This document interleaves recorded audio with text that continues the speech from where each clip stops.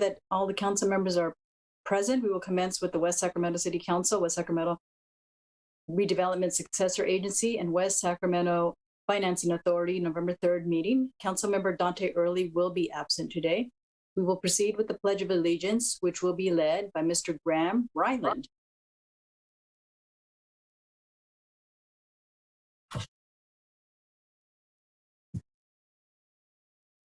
I pledge allegiance to the flag of the United States of America and to the republic for which it stands, one nation, under God, indivisible, with liberty and justice for all. Thank you, Mr. Ryland. The City Council meeting will be conducted by a teleconference pursuant to the Government Code Section 54953E. On October 20th, 2021, the City Council adopted Resolution 21-80, confirming that a statewide state of emergency continues to exist because of the COVID-19 virus pandemic, and that the Yolo County Public Health Officer continues to recommend measures to promote social distancing. The Council and City staff shall take all actions required by Section 54953E to protect the public access and right to comment. Members of the public are asked to watch the meeting live stream on the city's website or via Wave Cable Channel 20.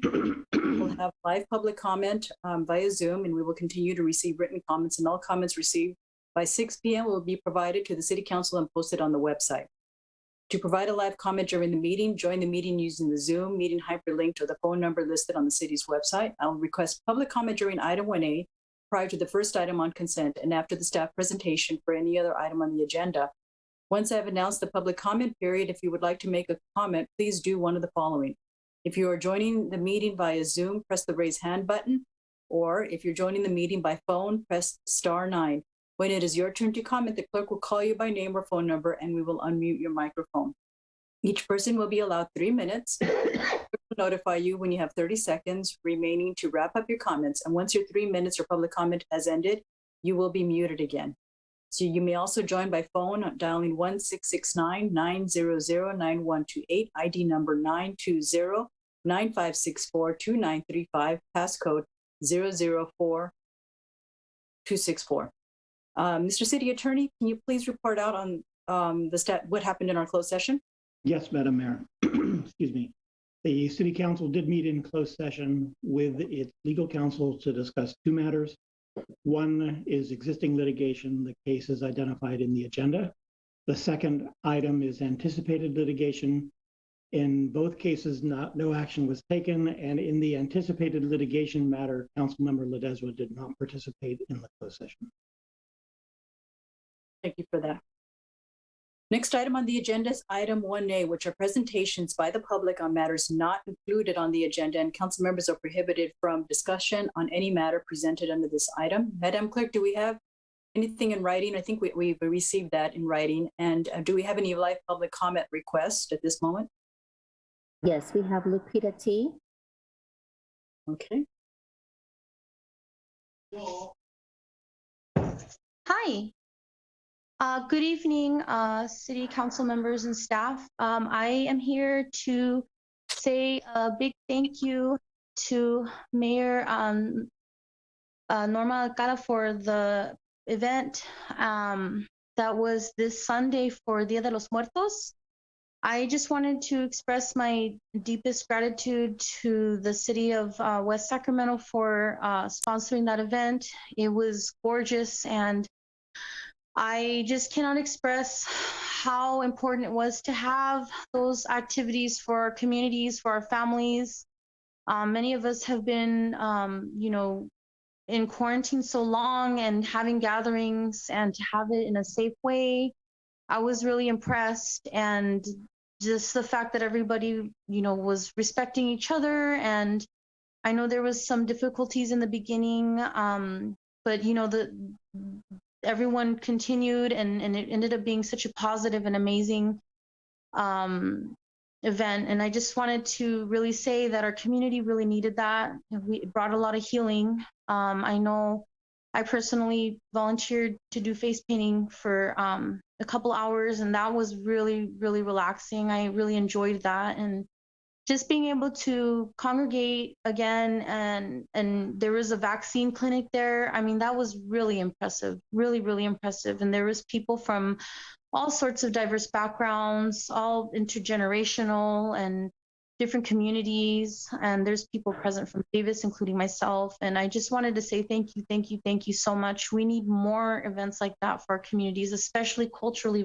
relevant events, because our families have been suffering so long just during this pandemic and afraid to gather and afraid to get together. And so to be able to go there, and then they had vaccines for people that wanted to sign up for them. I mean, that was just incredible. I mean, I really do say it's very admirable. And I know how stressful that was for all the organizers, and you know, to have that engagement with the community, that level of engagement, and then to have it be culturally relevant is just wow. You know, we need to have that in every city in America, because our families really, really, really need it. And so that was a very beautiful blessing. I just wanted again to say thank you. And just if you guys have any more events, I would say go for it. Don't let anything, you know, discourage you, because our communities are very grateful and it brought a lot of healing.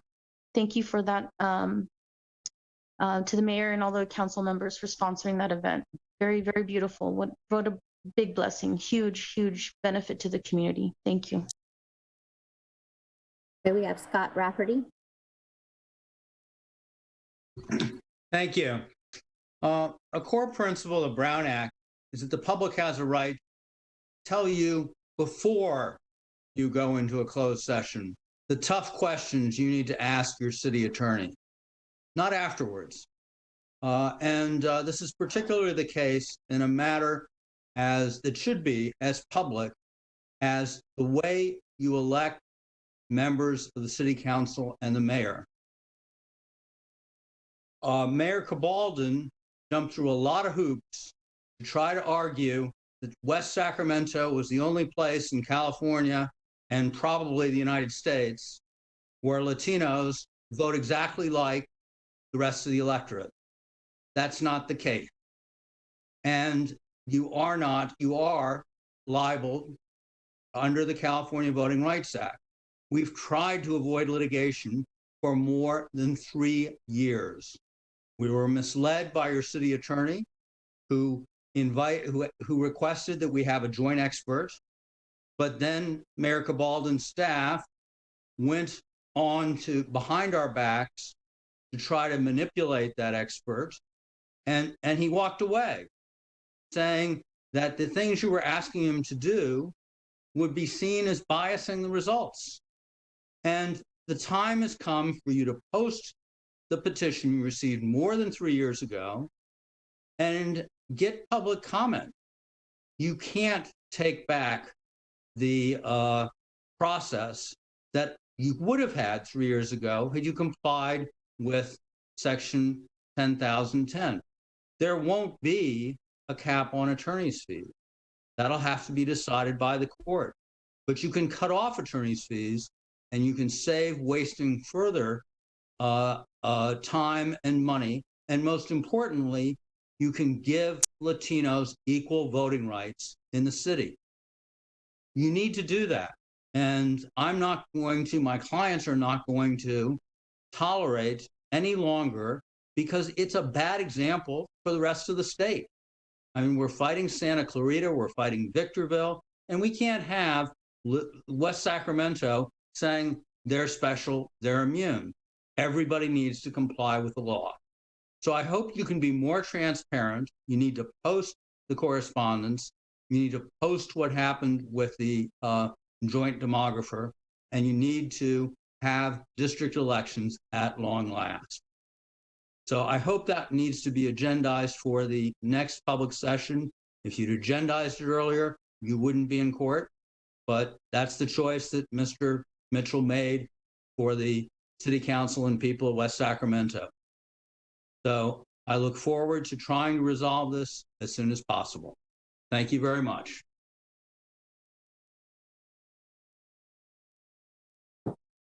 We have Latino Information and Resource Center. Good evening. I wanted to thank I wanted to enter into public record that on Sunday, October 31st, the largest multicultural event ever seen in Bright Park was held. It was the Day of the Dead or Dia de los Muertos event that Lupita T just mentioned. Although we had a little hiccup in the beginning, nothing got in our way. There was at least 650 people in attendance. The Latino Information and Resource Center would like to thank the mayor, council member Norma Alcala, and supervisor Sandy for making this possible. For those of you that were not there, there was music, dancing, games, and entertainment. There were pony rides, long lines for the pony rides. We played musical chairs. We had at least 3 piñatas. We had 3 River City High School clubs attending, a Mecha, the Asian Pacific Islanders, and the Muslim Club.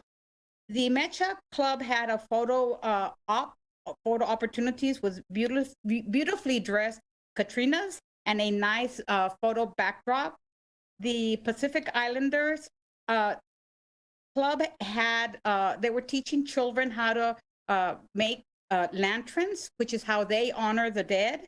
And the Muslim Club mostly sat with the Muslim mosque that was in attendance with us, which was really, really nice to have our local mosque, Abdul, with us.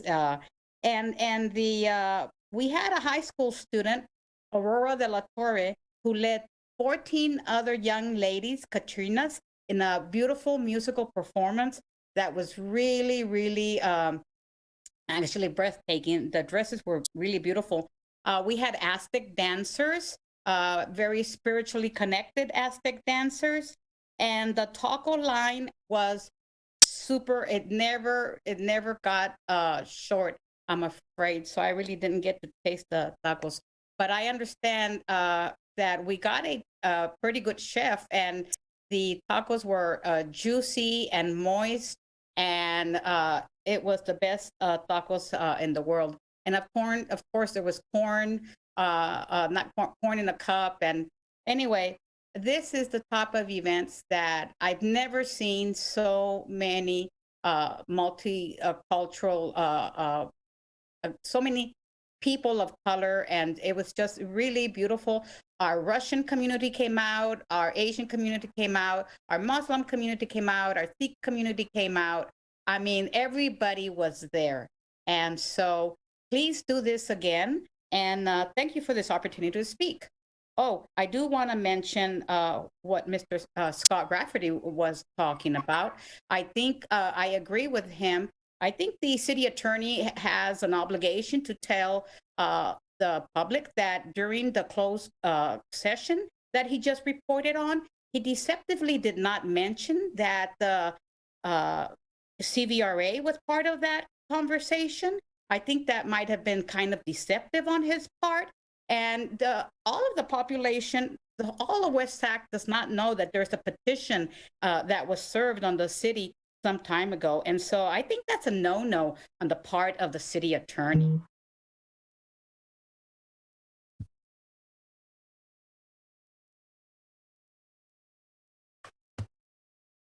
We have Nakib Bula. Hello. You could speak. Uh,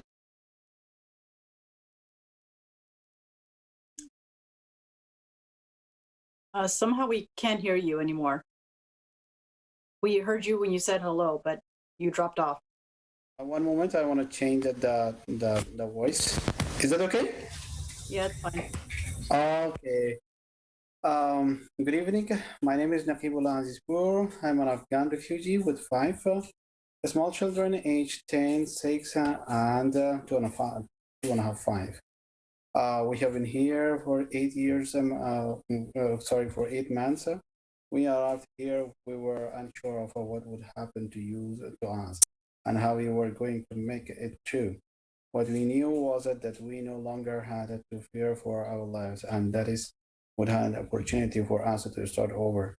and build a future here. I want to thank the council member Karina Odisco for bringing this resolution forward and for the support she has shown the Afghan refugee communities.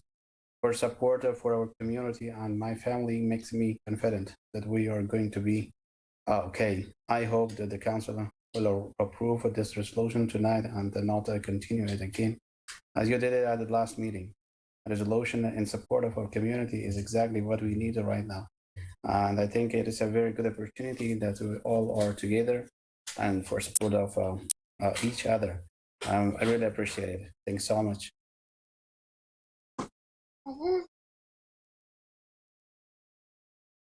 There are no more speakers. Okay, thank you. All right, next item is item 1B, council communications from our assignments. And Councilmember Alcala. Thank you, Mayor. And I am having a little trouble with my internet. I'm going to try and get on another computer, so I'll make this really brief and then try and transition over. I attended a LAFCO meeting, local agency formation of Yolo County on October 28th. We adopted the Yolo LAFCO project policy 3.6, which is the temporary water hauling during a local emergency. We also reviewed and approved the fiscal year 2020 and 2021 fourth quarter financial update. And we reviewed and approved the fiscal year 2021-22 first quarter report. And that is the end of my report. Also, I just wanted to mention that I did attend the our parks trunk or treat with my grandchildren. Saw the mayor there, and it was fabulous. There were so many families came and drove through, and our police department, our fire department, our cheerleaders, our high schools, Discovery Nursery. I know I'm leaving out so many people, but you should have seen the looks on everyone's face. I mean, it was just, they were so happy. They said, our community is so wonderful to do this, you know, for our kids. So it really warms your heart, you know, when you see everyone so happy and everyone, you know, part of one wonderful, huge community coming together like that and creating beautiful memories for our kids. We had our Dia de los Muertos event. I'm so grateful to everyone who contributed to make this event fantastic. You heard some of the reports. I know this isn't part of the committees I'm on, but I did want to report on this. You know, we had Vida de Oro, which is a wonderful foundation. And we have a lot of poor families, you know, in our community, but we always try and provide them with means of housing and food and of course, a wonderful education, you know, in our school district. But it's nice when we can get someone like Vida de Oro that sometimes provides little luxuries. We had Mina Perez and her husband, Adrian, with Vida de Oro, who brought 100 beautiful, I mean, these were brand new prom, wedding, and evening dresses. And 92 of them were given away. The others were really small sizes. So she said, next time she'd love to be able to come into West Sac.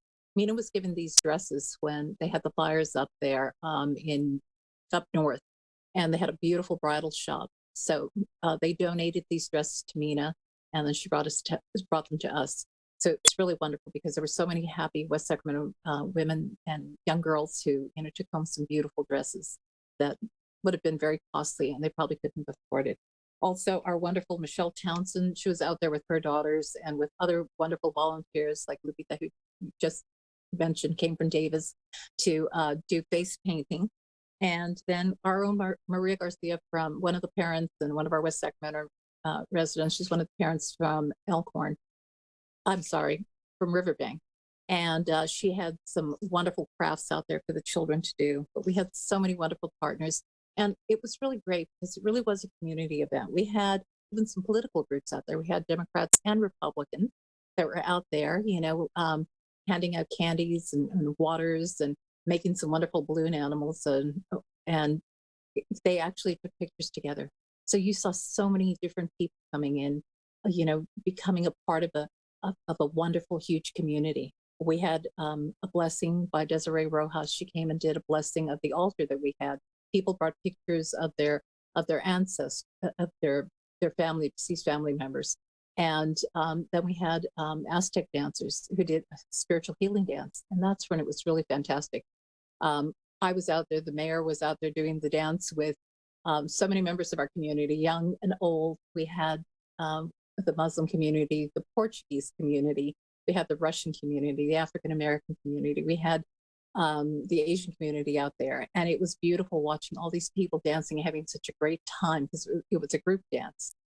And I also want to thank our superintendent, Cheryl Hildreth. She came out, to support her high school students. She was out there with her Metro Club and Pacific Asian Islander Club.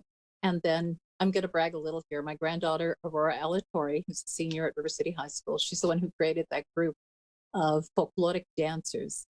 And they did a beautiful job. Also, we had a group of Russian and Latino children who are learning the violin. One of them is Maria Garcia's son. And they did a beautiful rendition of Cielito Lindo. So it was so nice to see everyone having a great time. By the way, I think they gave away, they served 1,000 tacos. Everyone had a wonderful time. And I think everyone who came out, Mayor, there really is a need for having something like this. I'm hoping that next time, maybe the city can do something like this. It would be such a great event for all of us. And I want to thank Supervisor Sandy, as well as all the other partners that came out, to help us make this event possible. And that's it. Thank you. Thank you for being a great MC, by the way. Thank you, Councilmember Alcala. There were a couple of other hands raised that were not called. So with the council members' approval, I'm going to go back to public comment so that we can go back to have a couple of those members speak. There's Graham Ryland.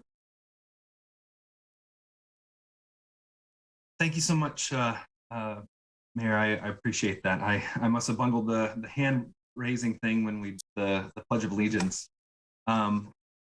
So if it's possible to turn on my camera, I do have some exhibits to share, but I'll continue sharing with you what's happening here in South. In Southport, there's a building on lot 25 that's in the process of being approved by the city, and I'm here representing the Southport Peaceful Living Group, which represents 278 members as of this evening. And one of the things that we're recognizing is there's a significant impact on the daily lives of citizens here in Southport near the PD 21 industrial development. In PD 21, there's both vested rights for developers to build buildings, but there's also protections. There's protections that they've agreed to in the form of noise level performance standards. And these noise level performance standards, which are measured like decibels, they're being exceeded every night. Every night, we're experiencing over 75 decibels in crashing sound. The hourly EQ, so kind of the average ambient sound, instead of being 40 decibels in the evening time, it's above 55. And that's really quite significant. And there's something that this is a situation which I don't think anyone 25 years ago could have foreseen just how valuable and how much logistics has played into our economy. And there are so many truck bays built out that it's created a situation in Southport where the PD 21 development is not satisfying the law. It's breaking sound code every night. And so we're hoping to work with the city and communicate different ways to mitigate this sound. CEQA has environmental impact reports, and the sound that's being generated by these locations are much higher than were initially expected. Now it's, the city says that there's not, there's not the power for ministerial nature to review this, but really you do have the power. You have the power to uphold justice of noise and peaceful living in our neighborhoods. That it really comes down to, are we going to knowingly build another building that is as close to the closest to the neighborhoods as any other building? It's closer than any other building, and yet know that there's no way for them to achieve the sound performance standards. So they will be crashing and banging at 3 o'clock in the morning, waking up kids. So we're hoping to work with the city and communicate, ways to mitigate the sound. Now that all the sound mitigating features are in place, we have substantial evidence through measurements that I'm going to share with you after this meeting, and through professional sound studies, that the walls and the berms and everything are not working. And so there needs to be we need your support in following the law, applying the law of West Sacramento, and guarding our neighborhood. Thank you. Thank you. Okay, so with that, we'll go back to item 1B, council communications from our assignments. Any other council communications? Yeah, Madam Mayor, just a quick one. Sure. Thank you. From the, I'm sorry, get to the agenda. October 21st was a meeting of the WSAFCA, just a brief meeting where consent items only, which were approving a professional services contract for an environmental review and document for the Yellow Bypass East project, as well as a contract amendment for provider for contract management services for our early implementation project. So just want to make sure I got those in, as well as just some ministerial items, as well as some updates from our flood protection folks. So thank you. Thank you, Mayor Pro Tem Ledesma. Okay, Councilmember Orozco. Thank you, Madam Mayor. On October 27th, the Yolo County Housing Authority directors met. We had a presentation about migrant centers in Yolo County. We have one in Davis and one in Dixon, and they support the agricultural worker families from April through October. There are 24 migrant centers throughout the state. We have 2 locally, and we discussed $12 billion that would be allocated in funds, $10 billion for homelessness, and essentially getting a little bit of history on these migrant centers. It's been an uphill battle, apparently, to keep these housing developments and falling into disrepair.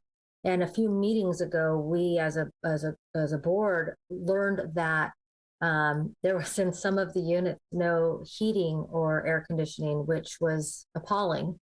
These are, farm workers who essentially sustain all of our health, and the Office of Migrant Services is working very hard to funnel some funding to do these repairs, so that way the folks that do all this hard work are living in housing that is supportive of their families and safe and healthy.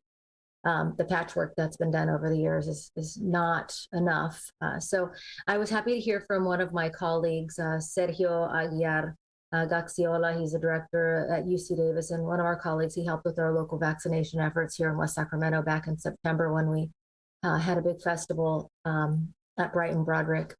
We also met with the Sacramento County Regional Sanitation Board on October 27th, and we discussed the Confluence Regional Partnership Program annual report for fiscal year 20 through 21. We heard from David Osinsak. He's our principal engineer and architect. That program, I've reported to our body on previous occasions, it's a very good program. It offers anything from sewer lifeline rate assistance for folks who need a little assistance with their regional sand portion of their bill, but also provides environmental stewardship programs some of which I've reported on, including the transition from well water to regular water within the city. There are some rural areas that still operate in the different fashions, so we're trying to get those transition. Unfortunately, it looks like most of the programs are in Sacramento, but brought it to our city manager's attention and then brought it up to our group several times that we do have folks that are still using well water and are interested in moving over. We also talked about the American River Parkway and some of the North A Street sanitation programs, which provide sanitation services and other types of services for homeless individuals. But in addition, there's also public education programs that we can also benefit from in West Sacramento. And so I did set up a meeting with our home run director and the director of Regional Sand to discuss those possibilities, because it could be anything from a field trip over to Regional Sand to learn about nature and conservation and whatnot. But unless we are bringing it up as an interest for our kids, obviously we're not going to make those connections. So between the two of those meetings, that is my committee report. Thank you very much. Thank you, Councilmember Orozco. The SACOG board met on October 21st, and I wanted to note the substantive actions taken. Approved the final draft of the public participation plan. The PPP is the outreach process to document the Metropolitan Transportation Plan, sustainable community strategies.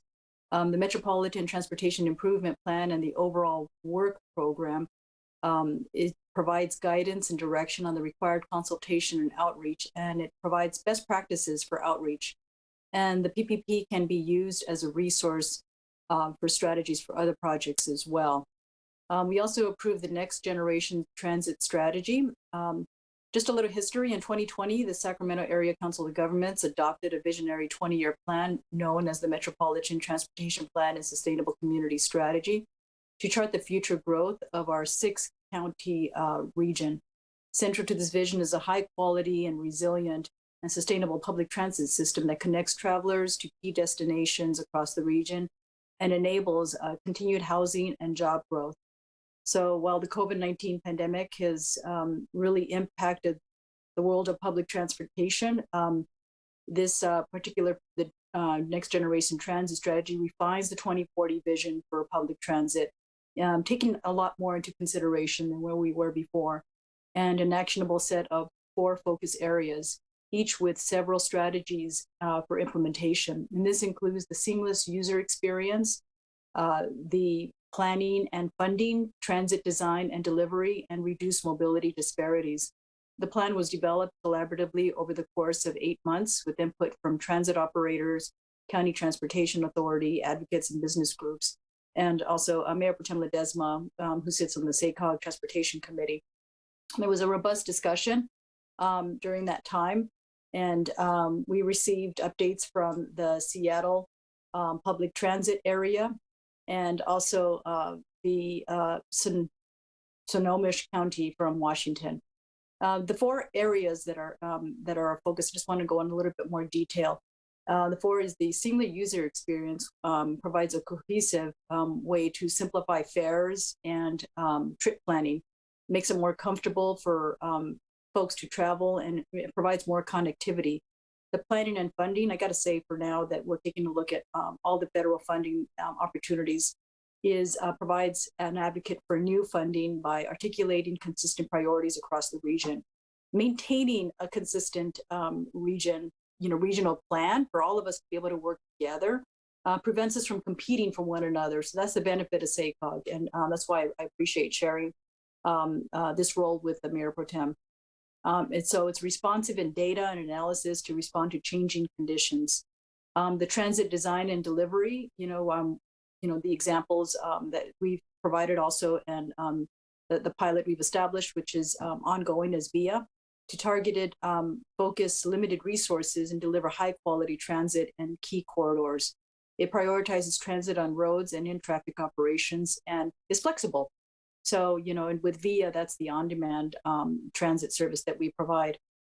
And another important area which we are looking at, as we've seen over time, is the lack of just the gaps. So the reduced mobile disparities. So it's inclusive, elevates the needs of the disadvantaged travelers, whether it be due to mobility restrictions or due to equity. So it may speed up transit, make it more affordable, and add traveler choices for low-income travelers. So I just I'm really grateful for this this plan moving forward. Next, we discussed the SACOG Youth Academy, which is on its way to selecting its 4th annual cohort. And after a month of recruitment and concerted push by many SACOG board members, including myself, these past few weeks, they received 85 applicants across the region. And I just want to say, and happy to report that we have 2 applicants from West Sacramento, and it took a few extensions to get those applicants on board, but we met the deadline, which was Sunday. I was recruiting some of the youth that were manning the booths and participating in the Dia de los Muertos event. Staff from SACOG and Pro Youth will be conducting interviews in the next couple of weeks to finalize the roster, and the Youth Academy will officially launch on January 15th. In addition, SACOG also reviewed what's going on at the federal level. And at the federal level, we have quite a few activities going on with the Build Back Better framework.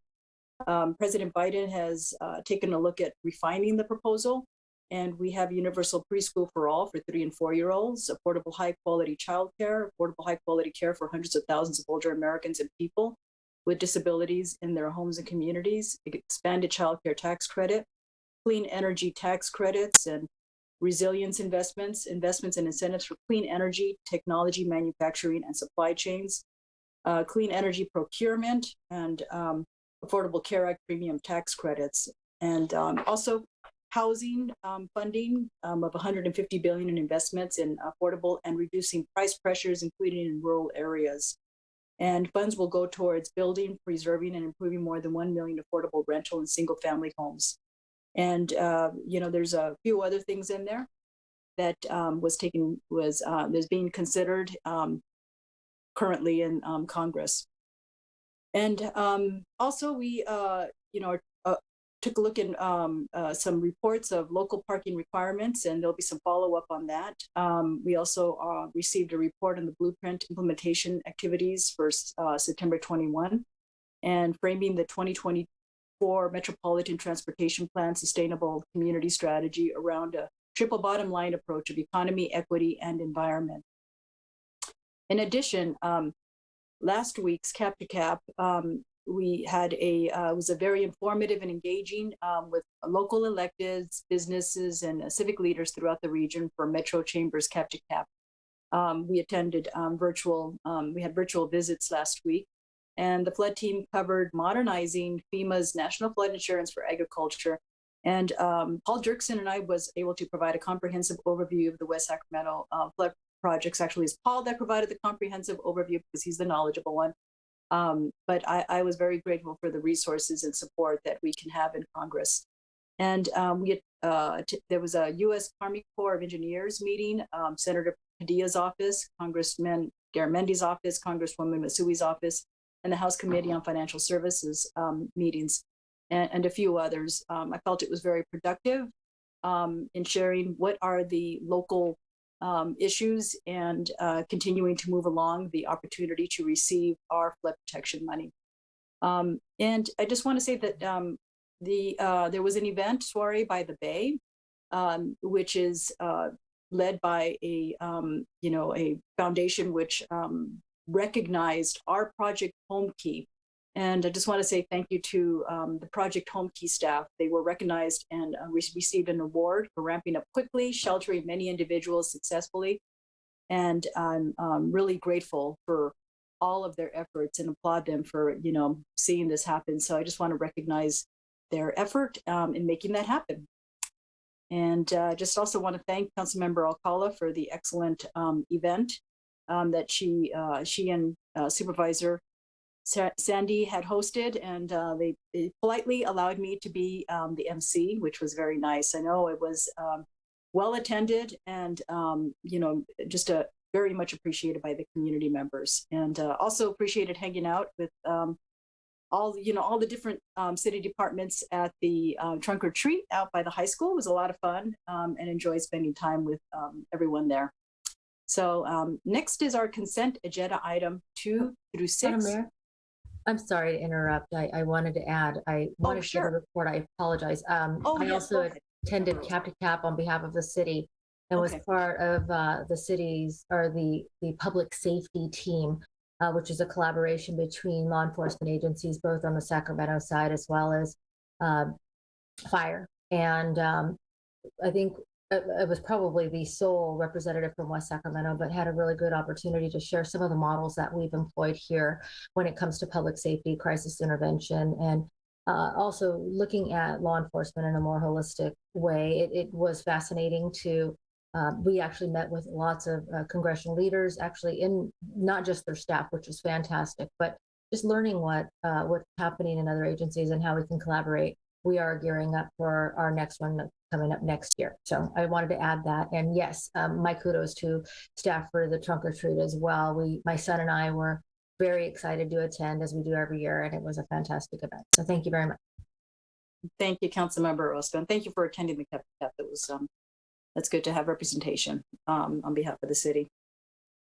Next is our consent agenda item 2 through 6. On item number 4, please find in your email an errata item number 4, which will replace the one previously in our agenda, as we consider including this in our consent agenda. And are there any requests to remove an item for questions or a presentation by our administration? And item 5, please. I think Madam, we have. Yes, Mayor Pro Tem Ledesma. unless there's any questions, I'll move to approve the recommended act. Oh, thank you. Thank you. And I think we have item number 5, a resolution. I think we have some speakers, Councilmember Orozco. I believe we do, Madam Mayor. I could reserve comment until after the speakers have an opportunity to address the council. Okay. Thank you, Councilmember Orozco. And Councilmember Orozco, would you do the honor of presenting the resolution? Thank you. Yes, Madam Mayor. It was several weeks ago that I brought this before our council for consideration. And I think it's an important step toward helping at-risk Afghans arriving to the United States and specifically to West Sacramento, many of who have nothing and, following the fall of an elected government, the fall of the elected government in Afghanistan. I gotta say, I have been a privilege to have the opportunity to not only hand out food along with Madam Mayor through the YOLO Food Bank to many of our Afghan residents here in West Sacramento. We actually house a large population through the YOLO Food Bank food distribution, but also through my work with the Yolo County Children's Alliance. And that organization, when it comes to West Sacramento, is doing everything it can to assist our Afghan residents to build their lives here in West Sacramento, and for having the opportunity to provide them with food and clothing and assistance in navigating the institutions that they would need, or institutions that would fulfill their immediate needs. And, when it comes to groups that have mobilized, we're talking about CARE, there are others, even our local mosque, that have mobilized volunteers and resources to help ensure that individuals that have been forced from their homes receive the essential items upon arriving here. Whether that, even if it's something that, is more culturally appropriate, I absolutely appreciate that. So I brought this resolution forward, and I know that Madam Mayor was interested in partnering on this a few meetings ago. I am pleased to present it on behalf of the city. I hope that our colleagues do act in support as well. I think that it's a fantastic effort to provide our local residents and future refugees with the welcome and integration services as they join us in West Sacramento. Thank you, Councilmember Orozco. And with that, we will open it up for public comment on this item. Madam Clerk, do you have, Councilmember Orozco, do you have a specific person you would like for us to call? I do not. You did not. Okay. I do have Mr. Osam Mukhedin from the Council on American Islamic Relations, who is present to speak. What was the name again? Osam Mukhedin.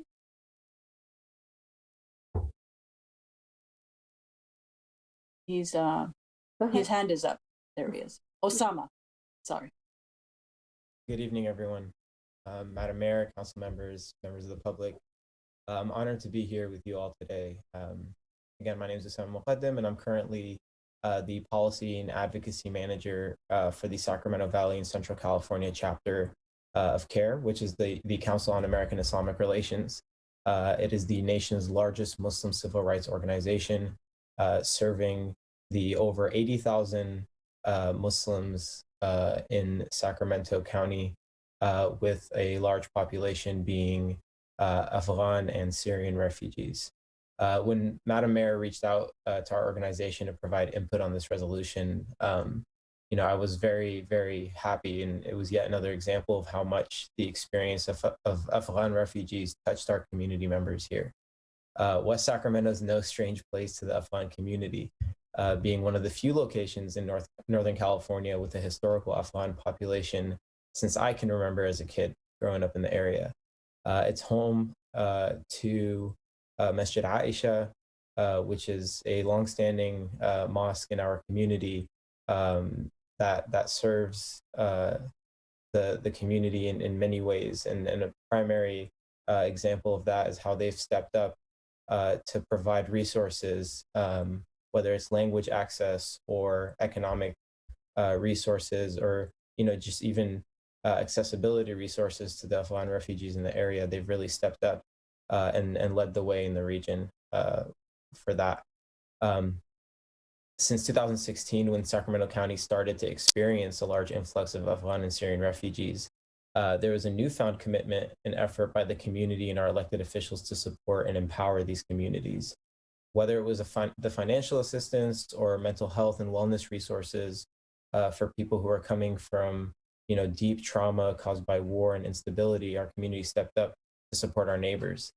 This resolution, among a wave of resolutions and policies across the region, is yet another testament to the powerful and kind will of our community in the region. And on behalf of the team at CARE, I'd like to thank Councilmember Orozco and the council for taking initiative in introducing this resolution and for committing yourselves to acknowledging and supporting the cause for the Afghan people. We recognize that we still have a long way to go in terms of seeing this through and ensuring that every family has their needs met. But I'm confident that working together, we can all leverage our skills and our assets and our resources and networks to ensure that these families are served and that they have that quality of life that we all seek to have. So I'd like to thank you all for giving me this time, and again, I'm honored to be here with you all tonight. Thank you so much for joining us here tonight. Next, we have Stephanie DeRue Nguyen.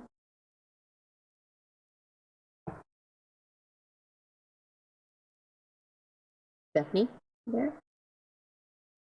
There you go. I'm sorry, I didn't see the unmute button yet. It took a while to come up. Thank you. My name is Stephanie Nguyen. I'm the Executive Director for Asian Resources, an organization that's been serving our refugee community for over 40 years. I want to thank Councilmember Karina Orozco for bringing this resolution forward. As a daughter of refugees, I know how important it is that our refugee community feels welcome and supported in this community, but more so to be welcomed and supported by our elected leaders, and for them to take the lead on resolutions like you have before you today in your own city. I've worked with other cities and counties on getting resolutions like this approved for our Afghan community. And even in my own city, where I'm proud to say that I am the vice mayor for the city of Elk Grove, that when I introduced this, the council welcomed it with open arms. And so I hope tonight that you don't continue the item, that you approve it. And I want to thank you, Councilmember Orozco, again, for bringing this forward, for understanding our refugee community, knowing that there is a large Afghan refugee community that's in your city, and that we stand ready to help them, we stand ready to support them, and we would do it alongside with all of you. Thank you so much for bringing this forward. Thank you so much for giving me the opportunity to speak. Next, we have Ray J. Good evening, everyone. My name is Reggie, and I am the site director for a job center that is funded through Sacramento Employment and Training Agency. I'd like to thank Councilmember Orozco for introducing this resolution and for working with refugee community. As an immigrant, I know how important this to the immigrant community and refugee community. As a job center, it is our role to work with refugees who have resettled here in our region and help them get placed into work so that they can provide for their families. It is more important now, more than ever, that they see the support coming from cities like the city of West Sacramento, where there is growing Afghan community. There are cities and counties like Sacramento and Elk Grove that approve it when it was introduced. I hope that this resolution will get approved tonight and also to show our Afghan community that we support them. Thank you for this opportunity to speak. Next, we have Citra.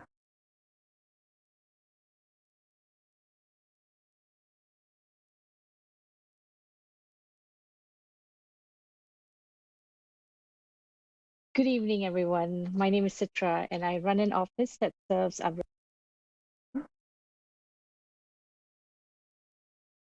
We can't hear you. You started off okay, but you got cut off. Can you hear me now? I can hear you now. So I would like to thank Karina Orozco for bringing this resolution to the city of West Sacramento. It is because of leaders like her that the refugee community will feel the support that they need to thrive in this city.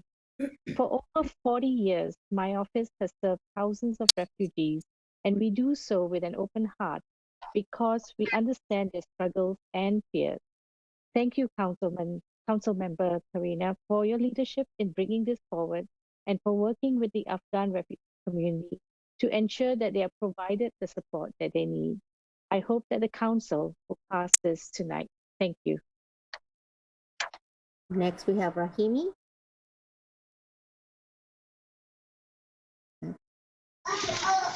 Hello and good evening, everyone. I would like to first thank the mayor, the council members, and everyone who has organized this great webinar talking about Afghan refugees, especially who are residing in West Sacramento. As you know, Sacramento is a region which is home to the largest population of resettled Afghans in America. And West Sacramento is obviously one of the locations where we have many, I can say thousands of Afghans who came to the United States through the special immigration visa, or they are SIV holders. And I'm working with one of the community-based organizations where we are facing immigrants, especially the Afghan immigrants, on a daily basis. And myself, which residing in West Sacramento, I really understand what are the opportunities and basically the problems and challenges our Afghan communities are facing. So having this moment, I would like to thank the council member Karina Orozco for bringing this to the city of West Sacramento. As an Afghan refugee, a resident of West Sacramento, this makes me heart smile knowing that we have a leader like council member Orozco who understands our struggles in that we had to endure to get here. She has built bridges with our community to ensure that we have access to resources and services that will help us thrive in this community. Quite frankly, I'm surprised that this did not get approved when it was first introduced, and it took a bit time to be vetted. Any refugee from any county would want a resolution that supports them to be passed. Thank you again, Councilmember Karina Orozco, and we are looking forward to continue to work with you. And I, as a refugee, as an Afghan immigrant living in West Sacramento, and on a daily basis engaged with many Afghan refugee and immigrant communities in my office, fully support this resolution, and I hope all the voters and council members support this as well, which is very crucial and significant for the good and wellness of the Afghan communities and families who passed lots of challenges and difficulties in their home country and still striving and struggling here in Sacramento, especially in West Sacramento. That will be a tremendous help and support and serve to them and the whole community as a whole. Thank you so much again, and I wish everybody success and looking forward to have this resolution passed. Thank you. Next, we have Nabil.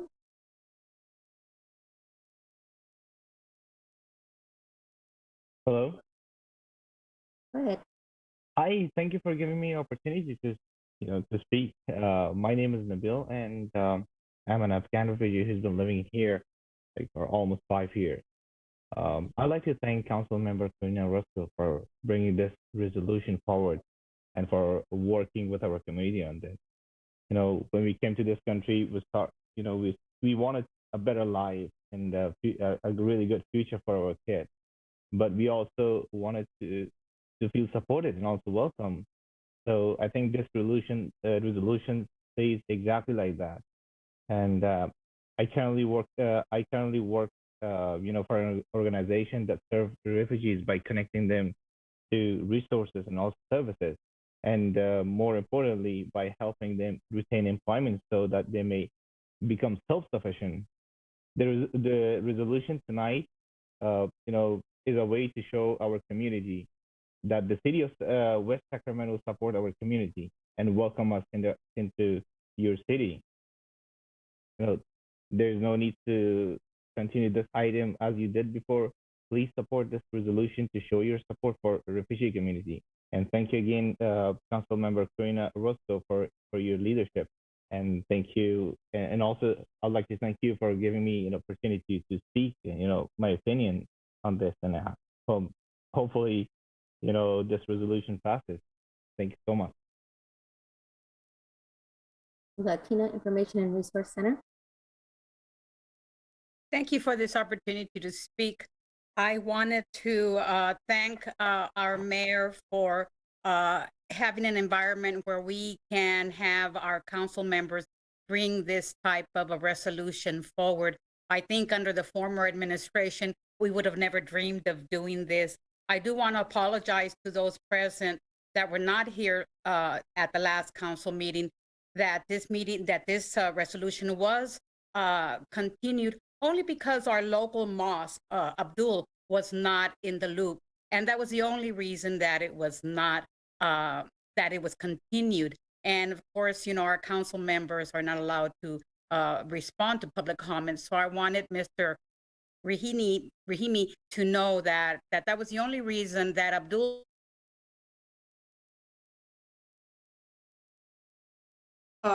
You got cut off?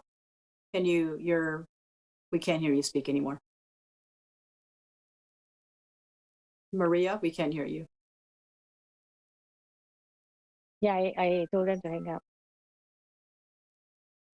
She hung up? I still see her hand. I just don't know what happened to her.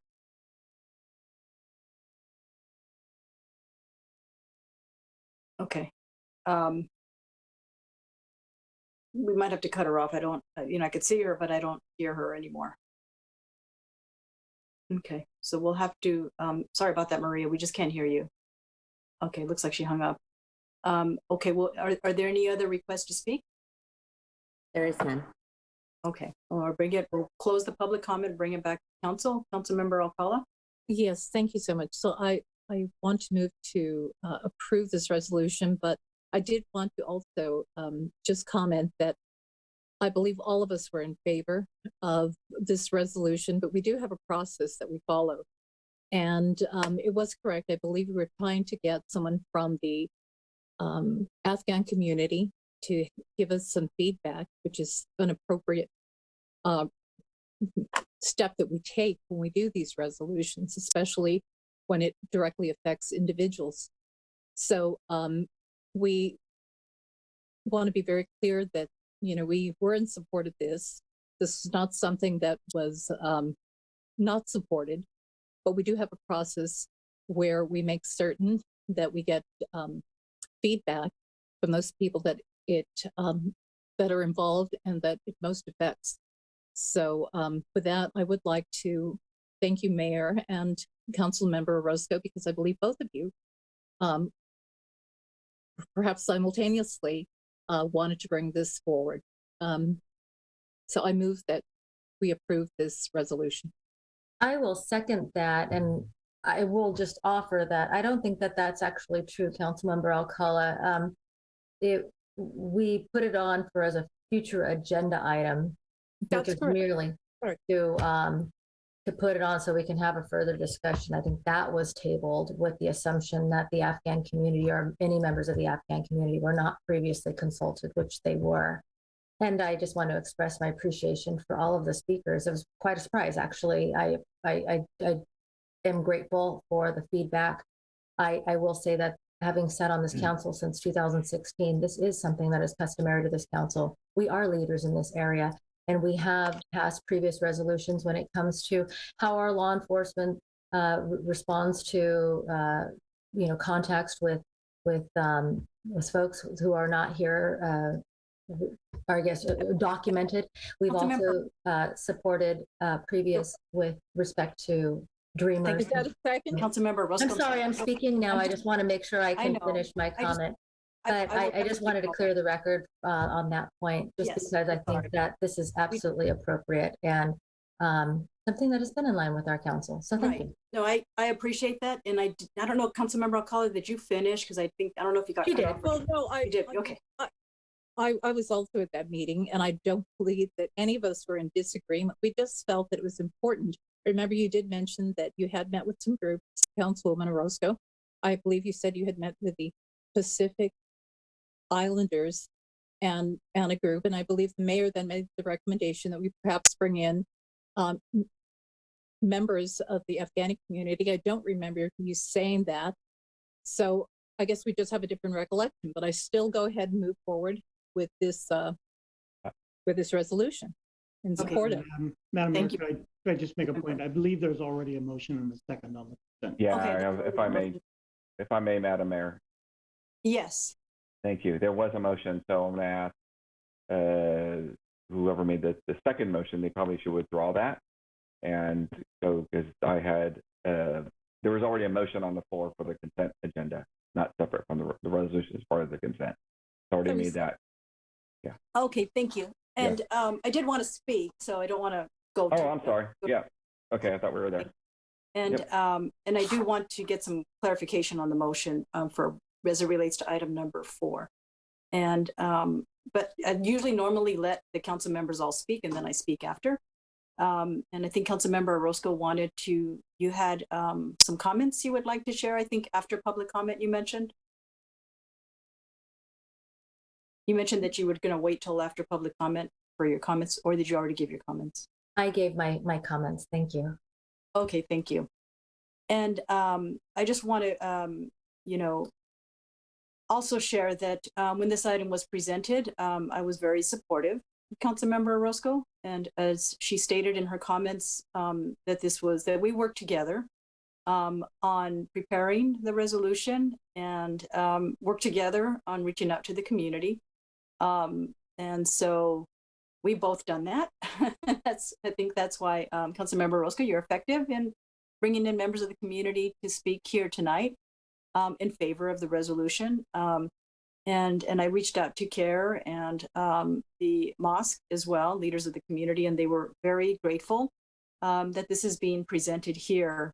And I believe that we have unanimous support here in the city. I know Councilmember Early is not present, but I believe she would have also been very supportive of this. So I don't think that there was any resistance or pushback.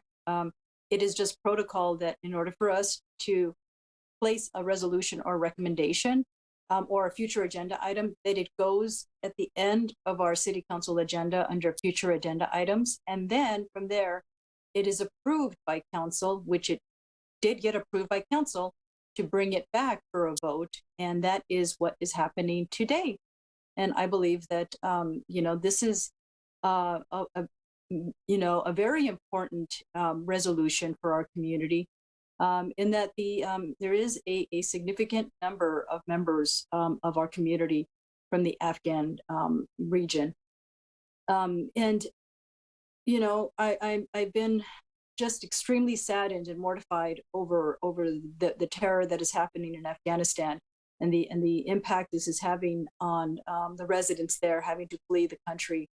And grateful that we are finding, refuge nationwide. I believe there'll be 50,000 members plus of the from Afghanistan that is coming to the United States. And out of that 50,000, I believe about 15,000 Afghans are going to be resettled in California. But that number is fluid, I believe. And I think that continues to evolve. What I've learned, I know, Councilmember Orozco does things in her role as a DA, and I do my work in my role as an advocate for Los Angeles County.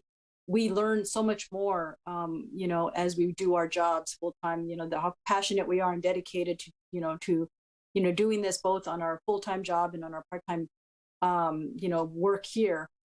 We like to emphasize the importance of making sure that through our roles that we also continue to evolve in supporting the Afghan community. And what I've learned is that the federal HHS, Health and Human Services, is expected to convene a Housing for Afghan Refugees committee soon, which is great, because we could use all the support we can get from the federal government to be able to provide that additional support for the Afghan community, making sure as they're coming into the country and into the state and then the cities, which because we have a large Afghan community, believe that they get settled in faster and easier among those that can share their culture.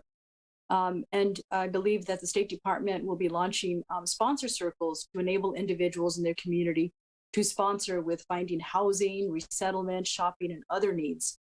And so currently what I understand is that there are some individuals overseas currently in lily pads as a result of some setbacks, but they'll be coming in also. So they're in, they're in lily pads or they're in military locations, and then they'll be transferred over here eventually. So we're just seeing the beginning, and we will see quite a few more refugees coming in. They could be walk-in cases, and they can be waitlisted for medical screening. And all I want to say to any member of the Afghan community, please feel free to reach out to us if you need advocacy or support. We are here to support you. I have attended the mosque frequently to speak about providing access to job opportunities here in West Sacramento as we have job openings, and to also provide access to other resources, and made a connection with the mosque so that there be a YOLO food bank at the mosque, which is happening on a weekly basis. And fortunately, my Rotary Club is present there in the food distribution, providing support as we continue to provide nutritious foods, which is extremely important as you're, making your home here in West Sacramento. And so I know that, this is very traumatizing and challenging time. And, as an advocate, my full-time job, and I know other leaders throughout the state are very passionate about making sure that we work collectively to provide you with all the resources, whether it be jobs, housing, nutritious meals, medical care, mental health care, that we provide you with all the support that you need, which is why I embraced this resolution when Councilmember Orozco presented it, because I think we both and all the members of City Council share the importance of being able to provide the support that is needed for our Afghan refugees. And so I just want to wrap it up there and ask Mayor Pro Tem Ledesma to present the I think it's item 2 through 6. And Yeah, I think we got a little bit untangling. Let me also first state as well, and I didn't get a chance to comment on this, but 100% support this resolution, this item 4. So I'm sorry, this item on what we're discussing, but I'm going to get back to item 4 in a second. But I just want to say 100% we support the Afghan community and welcome them here in West Sacramento. Thank you to you both for the work you did to get it to agenda, and I think we'll have unanimous support today. But a little bit untangling, Madam Mayor, because we had a second motion offered. So I put mine in first. So somebody's got to untangle one, and then I'll restate mine with a correction. Okay, so I withdraw the motion that I made. Okay. Thank you, Council Member. And I will reaffirm my motion to approve the consent item with the, when you get to is notate the errata item on number 4, accepting that change. So that's my amended motion. And now I'm looking for a second. Thank you. all right, Mayor Pro Tem moved. Councilmember Alcala second. Madam Clerk, please call the roll. Councilmember Orozco, Aye. Councilmember Alcala, Aye. Mayor Pro Tem Ledesma, Aye. Mayor Guerrero. Aye. All right, with that, we will move next to our time set agenda item number 7, community development, public hearing and first reading of ordinance 21-7 regarding the proposed amendments to Title 17 zoning of the West Sacramento Municipal Code for emergency shelters. And I am seeing Mr. David Tilley will be speaking on this item. Yes, Madam Mayor, thank you. This matter before you tonight is a minor cleanup of our zoning code as it relates to emergency shelters to bring our local code into compliance with state law. Under state law, emergency shelters need to be treated as a by right use in at least one zoning district in the community. So tonight, this was something that was flagged for us during the state's review of our recently adopted housing element. And it was clear that we overlooked this when we updated the zoning code a couple of years ago. This has been a law that's been on the books for some time now.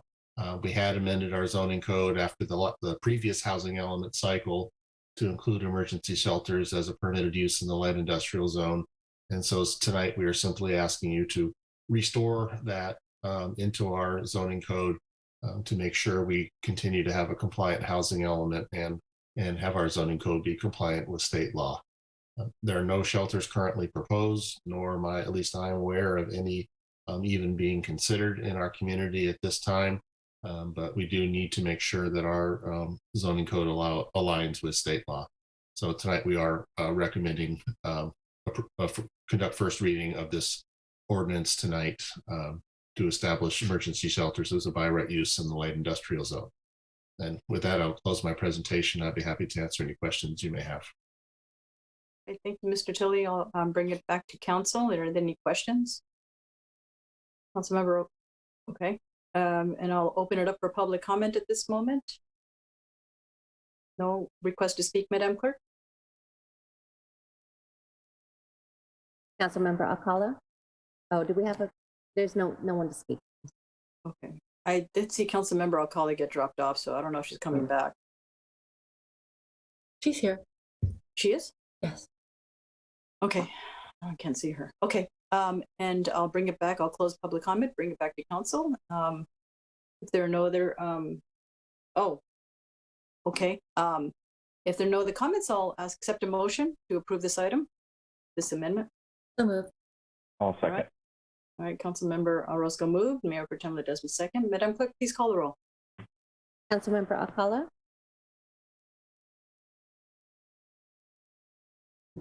Councilmember Alcala.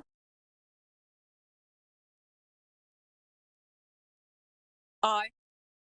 Councilmember Orozco. Aye. Mayor Pro Tem Ledesma. Aye.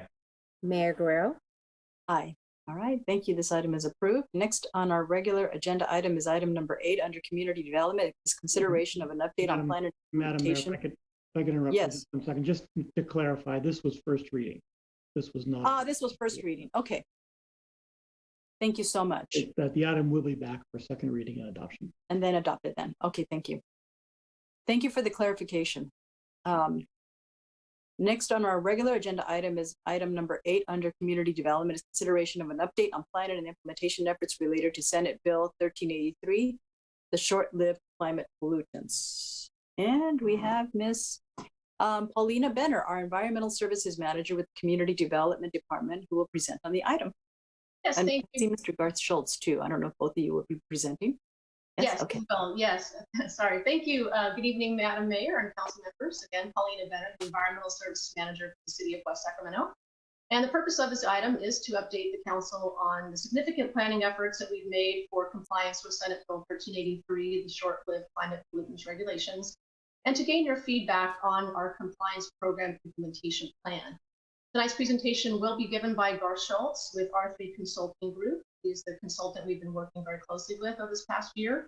And he'll provide an overview of SB 1383 requirements, as well as an overview of our plan, as again, the result of our planning efforts over this many months. We will both be available to answer any questions and receive your feedback at the end of the presentation.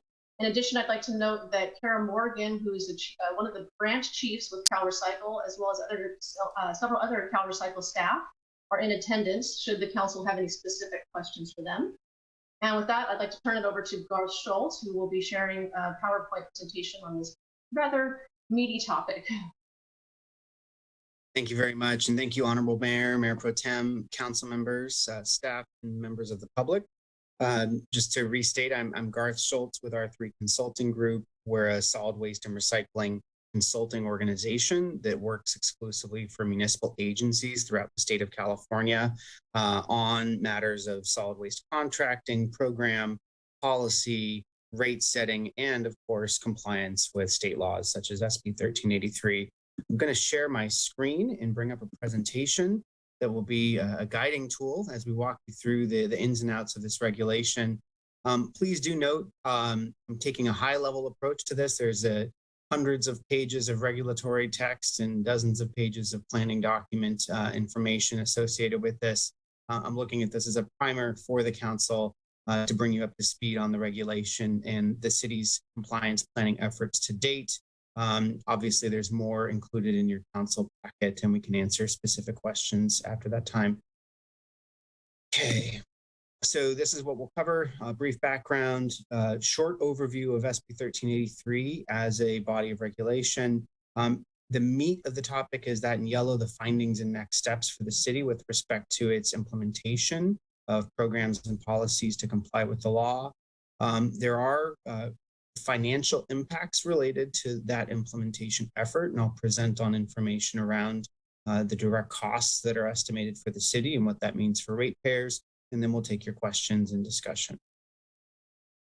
So as a brief background here, SB 1383 is a regulatory compliance effort that does take effect January 1, 2022. And as Paulina mentioned, we've been working with staff to complete a compliance program implementation plan for the city that includes findings and recommendations related to specific compliance efforts under the regulatory text and a gap analysis relating to the city's resources that it needs to comply with the law and the rate impact associated with that. And tonight we are, of course, seeking your questions and feedbacks with respect to the plan. Now, again, in summary fashion, give you a brief overview on the law. SB 1383, also known as the Short-Lived Climate Pollutants Act, is fundamentally a greenhouse gas emissions reduction law.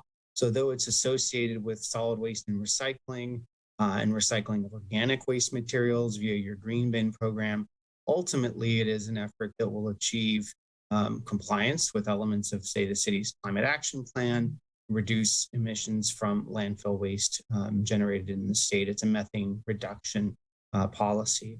Ultimately, on a statewide scale, the state expects to reduce landfill disposal of organic waste by 75% in just a few short years.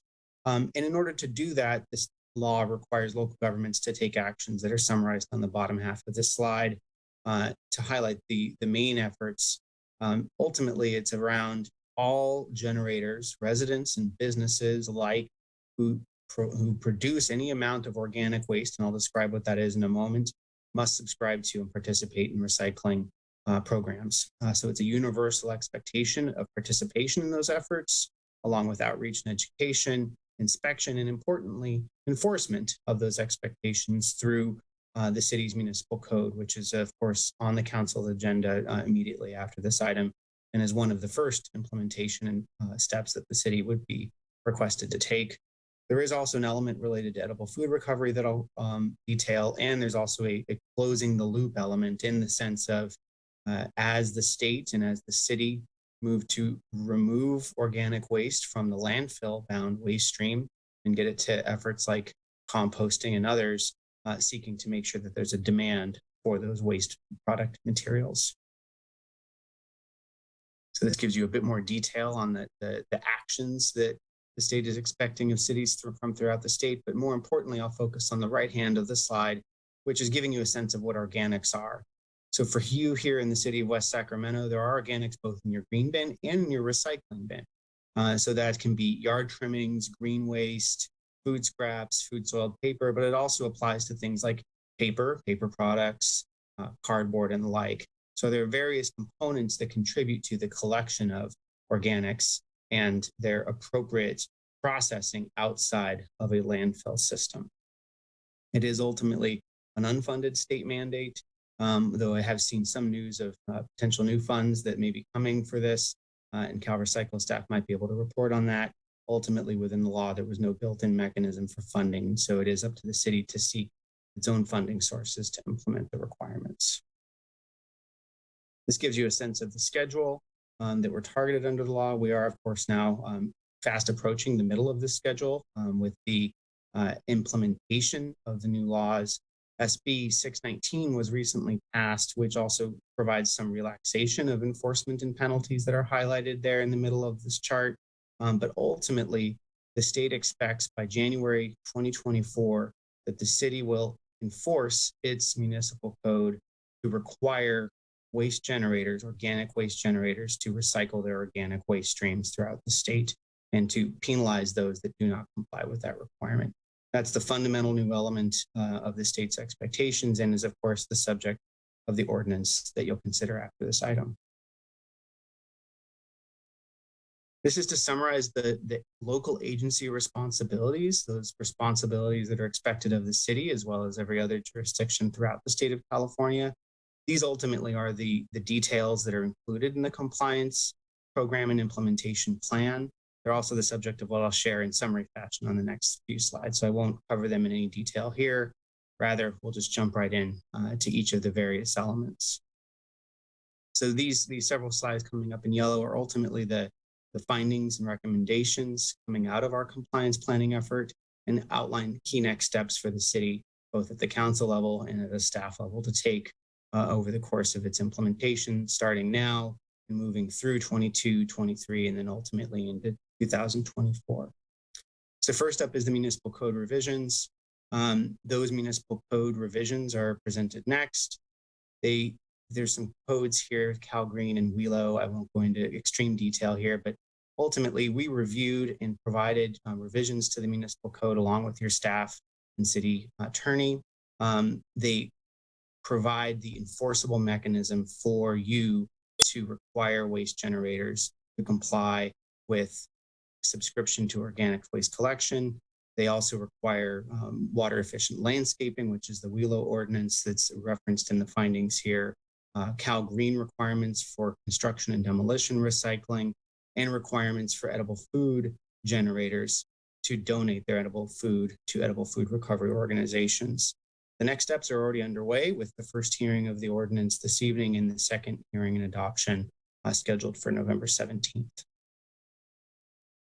Now into the more meaty aspects of the next steps in implementation. So you have a contract with Waste Management for the exclusive provision of solid waste collection services from residents and businesses, at least on the business side for garbage, with a free market for recycling and organics. Ultimately, we reviewed the services and the terms and conditions in your agreement with Waste Management. And the good news for the city is that the services that you provide to residents and businesses in terms of curbside collection containers are already compliant. You're already collecting the organics that are required to be collected under the law. There are going to be some necessary minor adjustments around the color coding of containers and the labeling on those containers, which are subject to future negotiations with Waste Management. But the fundamental service you're already providing, and that's a leg up in terms of your compliance with the law. There are other types of activities that the city may seek to designate to Waste Management as to facilitate your compliance with the law, and those are detailed in our compliance plan report. Ultimately, in terms of next steps, the city will move next into negotiating with Waste Management regarding those compliance efforts, and then also to update the terms and conditions of your permits with non-exclusive haulers.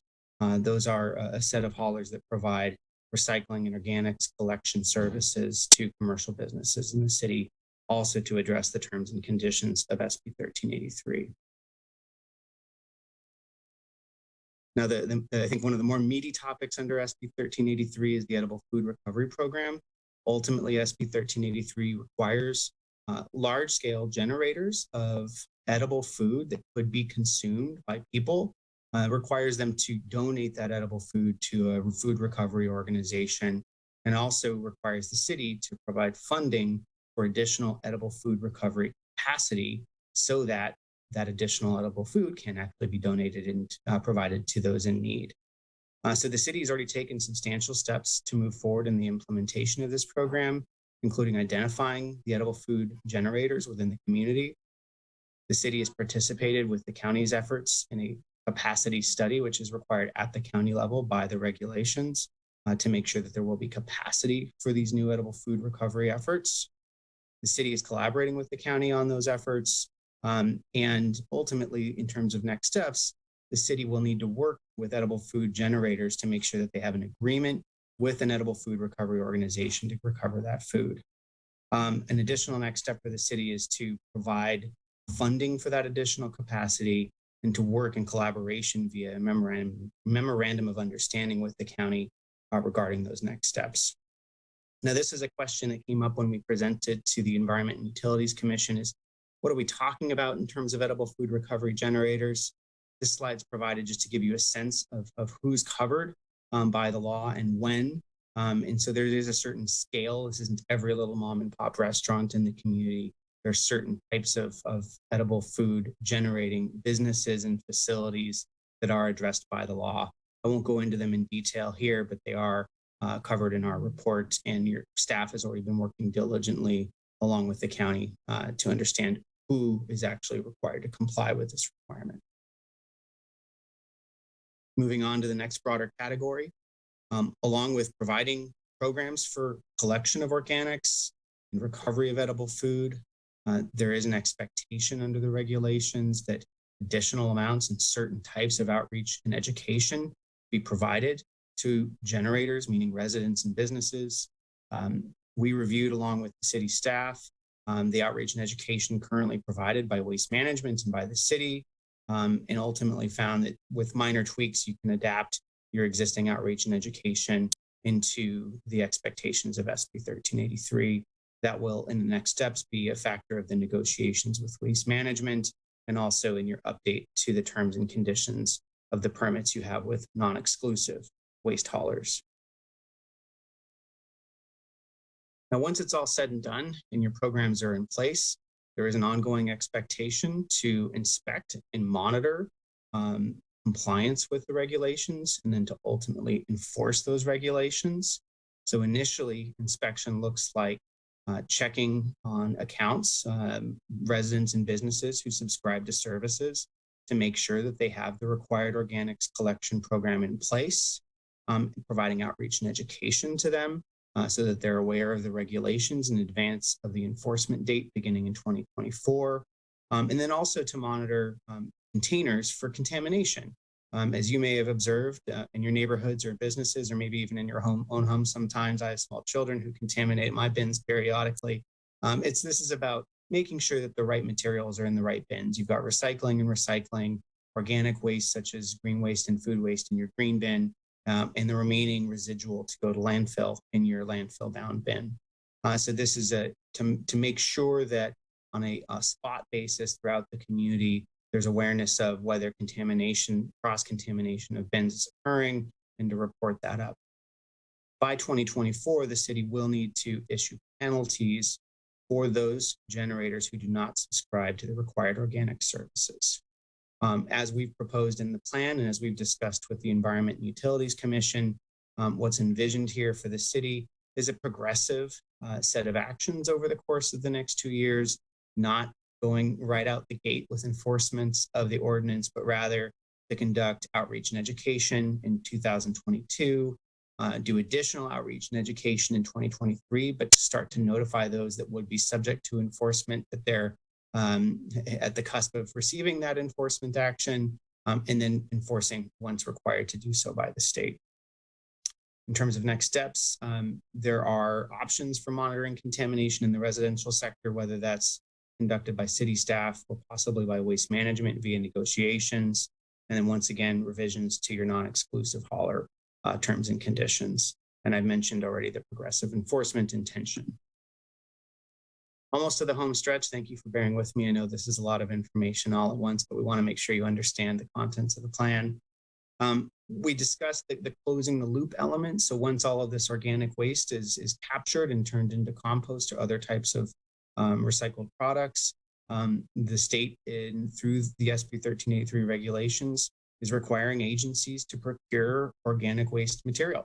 That can mean compost, it can be mulch, it can mean energy derived from organic waste derived sources. And of course, in purchasing, there's also a need to fund those purchases. Beyond that, there's also an expectation that city staff and their vendors must use recycled content paper. So this is essentially a closed loop exercise to make sure that as we are removing this stuff from landfill, reducing greenhouse gas emissions, we're also actually using those materials in our day-to-day lives in business operations. The city does have a plan to work with Yolo County Central Landfill to procure compost to meet its target, and we've provided estimates of the cost of doing so, and those are included in the following slides. There is a subsequent step, which is to revise your environmentally preferable purchasing policy regarding paper products and recycled paper, and those details are included in the plan itself.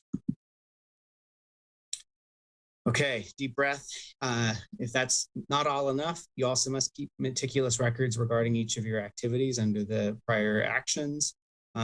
Fortunately, there are good models provided by CalRecycle on how to do so, but it does require diligence by city and city staff with respect to your actions and implementation efforts over the course of the next several years, and regular reporting to CalRecycle as indicated here on the slide. Okay, home stretch. So we conducted an analysis of what the city's direct needs are in order to fulfill its component of the obligations that it wouldn't otherwise secure from its exclusive or non-exclusive waste haulers, meaning waste management or your permitted haulers. Those estimates are included here, and you can see them by category. Of these, the majority of these are direct internal city costs for administration and implementation of the activities we've described so far. The one additional item is the funding of edible food recovery program.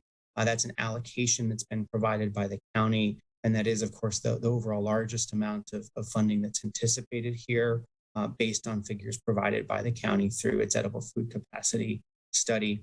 In all, and these are annual figures, we're looking at just over $525,000 a year in cities' direct costs to fund the regulations. What I will note here is it doesn't include potential costs that may be passed along to ratepayers from hauler implementation of their activities, which I'll detail in a moment. Now, you may ask, what does this look like in terms of effects to monthly rates paid by ratepayers? And we've done a couple of different ways of looking at this. Ultimately, the city council is not being asked to decide on or act on these adjustments tonight. That will be subject to future city action with respect to a anticipated rate study for utility rates that would take effect in July 1 of the coming year. But you have two primary variables you can look to. One is whether you are funding this requirement inclusive of or exclusive of the edible food recovery capacity. Potentially, the city could fund that larger chunk of this funding through other sources and not fund that through the rates. and we're presenting that in two different slides. This slide without edible food recovery capacity, and the next slide with it included. So you can see the $250,000 figure here is before edible food recovery capacity is considered. And then the second choice is whether you do it on just your waste management served customers, or on all customers, including those served by your non-exclusive permitted haulers. In either case, you can see we've got approximately 1.5% adjustment to the rates, including permitted haulers, because it's a larger funding pool and therefore more funds to spread the adjustment around, up to 2.15%. And you can see the associated impacts on the monthly rates as they are today. This is not inclusive of other rate adjustments that may also be forthcoming under the July 1 rate adjustments. Yes, Mayor Pro Tem. Thank you. If I may, Madam Mayor. Yes, you may. Thank you. This is the part of the staff report that frankly confused me. So when you say without an edible food recovery capacity funding, is the assumption here that without funding from the county or from a state source? I'm trying to understand that. Yeah, good question. So it's about whether you fund it on the solid waste rates or via some other source. As presently estimated by the county, it is, essentially the city's, that 276 odd thousand is essentially the city's share of a countywide effort to fund and establish the additional capacity that's needed. And that is a requirement of the county and of the agencies. You have a choice as to whether you fund it through the solid waste rates or via some other means. And so the difference between this slide and the next one is essentially the inclusion of those funds on the solid waste rate pairs, or generating them from other sources, which could be some other funding mechanism, the general fund, or other sources yet to be determined. And we're not, at this point, as you said, considering any strategy and how we're going to fund it. And maybe that's a Paulina question. It's just a matter of this could be the impact. That's correct. And Paulina, I'm sorry, go ahead. Yeah, that is correct. So we wanted to illustrate the difference between the solid waste program staff for the majority of SB 1383 compliance requirements versus that which is just for the edible food capacity planning, because it's a significant amount of money. We are going to work through that determination as we do the utility rate study and get some feedback from the city's finance division, as well as legal advice on whether it's appropriate to fund edible food recovery through solid waste rates, or if we need to do it another way. Okay. Thank you for the clarification. Yeah, thank you. It's a complex issue. And just to bring that analysis set of findings to close, this is the set of adjustments that would be inclusive of both the city's programmatic efforts and the edible food recovery capacity funding. So ranging from just over 3% to 4.5% on the rates, and with the monthly impacts by container size shown here.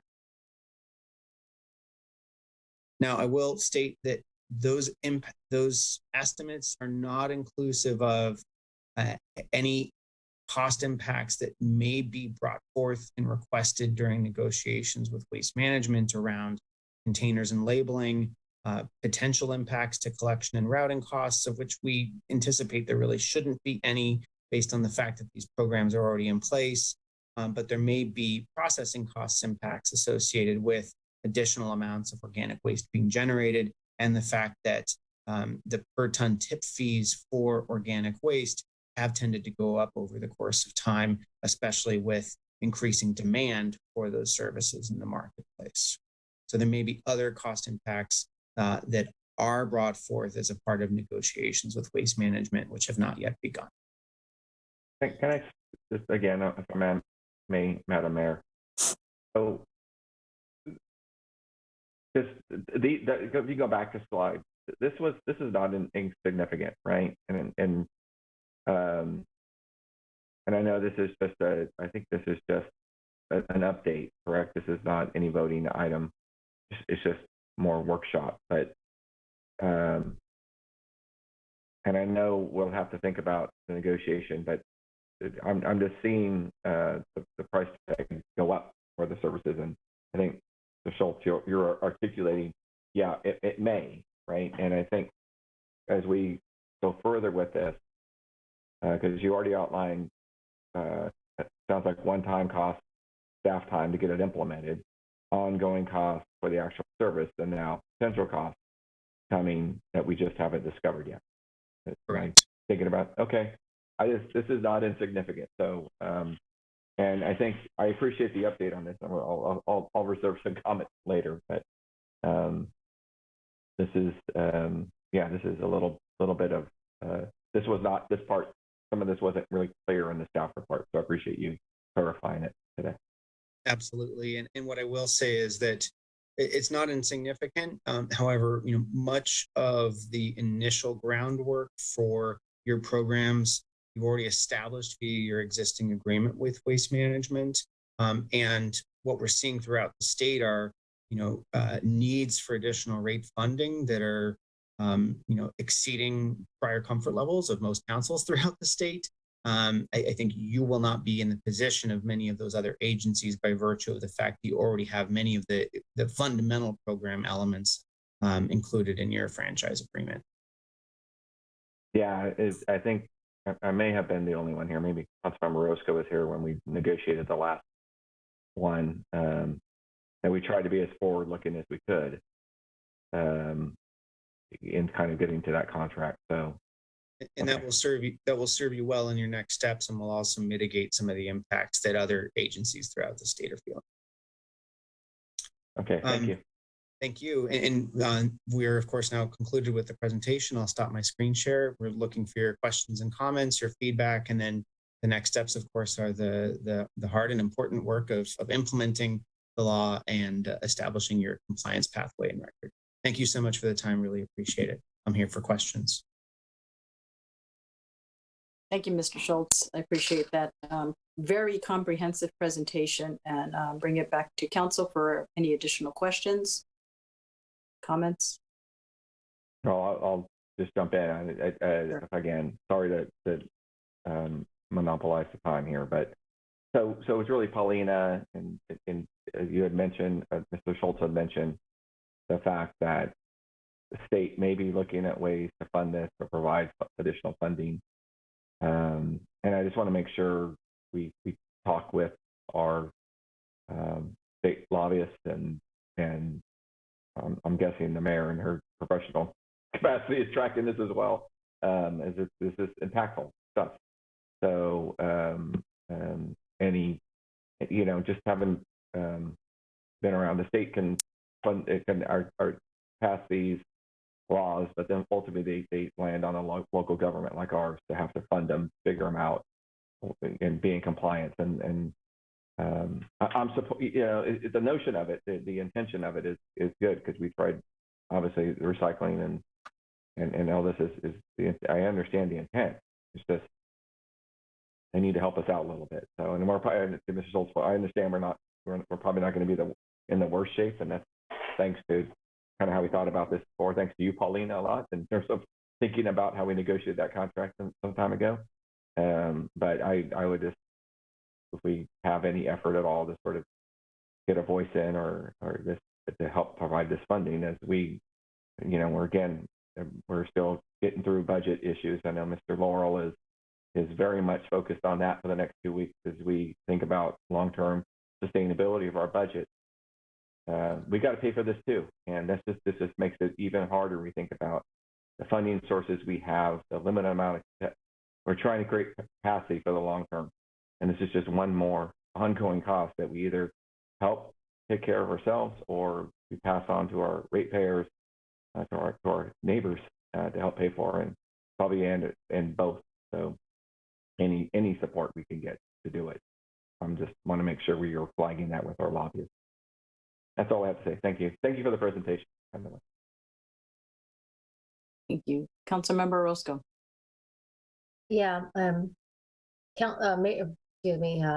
Mayor Pro Tem Ledesma summarized my thoughts exactly. We're a small city, and as we approach our budget discussions, there are so many important competing priorities. This is not this is a very important issue. Obviously, we want to play our role to ensure that we're contributing to ameliorating the problem, right? And I certainly support maintaining our position and assisting in food recovery and eliminating greenhouse gas, or reducing, I should say. And but at the same time, this is not an insignificant amount. That is something that we now have to grapple with when we are looking at anything from, compensating our employees and in light of, water fees that have increased because of metering for lots of families, and also park improvements that we want to endeavor upon. And so, yeah, Madam Mayor, I know that you're a lobbyist, and to the extent that you have any insight into this to help us along, I know that I welcome that. That's not my area of expertise whatsoever, but we are, we're small, and we guard our resources to the best of our abilities to ensure that we can situate ourselves appropriately for the future. And this is something that we definitely need to look at when we view it in the context of all the other obligations we have. So with that stated, thank you so much, Garth and Paulina. I appreciate the insight and the education and the presentation. It's our objective, obviously, to do our part. It's just a matter of how it is that we are able to resource it. Thank you. Thank you. Councilmember Alcala, do you have anything, or can we just go to public comment and then we'll come bring it back? Let's go ahead and go to public comment. Thank you. Okay, thank you. Madam Clerk, do we have anything in public comment? We have Kara Morgan from Cal Recycle. Okay, Kara? Thank you, Mayor, so much for the opportunity to be here. I appreciated Mayor Pro Tem's comments. I did want to share with Council that the governor and the legislature did appropriate $60 million that will be going to a new payment program that Cal Recycle will implement pretty quickly, that will provide support to jurisdictions, cities like West Sacramento, to help with some of your implementation costs. Information will be coming out to your staff in, I estimate, the next 2 weeks. The eligible costs are far ranging, so you have a lot of flexibility on how to use the money that the city will be allocated. As I mentioned, it will be a payment program, a very straightforward process. I don't know exactly the dollar amount that your city will receive, but we do intend to, as I said, get out those funds very quickly.